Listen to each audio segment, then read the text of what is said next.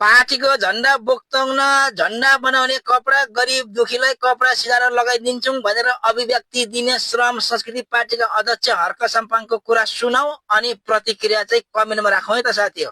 हामी आफ्नो दलको झण्डा बनाउँदैनौँ। किन बनाउँदैनौँ भने दुईटा कारण छ। एउटा कारण चाहिँ करोडौं रुपैयाँको कपडा च्यातेर झण्डा बनाइदो रहेछ। बरु त्यो भन्दा गरिब दुखीलाई हामीले चाहिँ एक आङ लुगा सिलाइदिनुपर्छ भन्ने हाम्रो रहन्छ।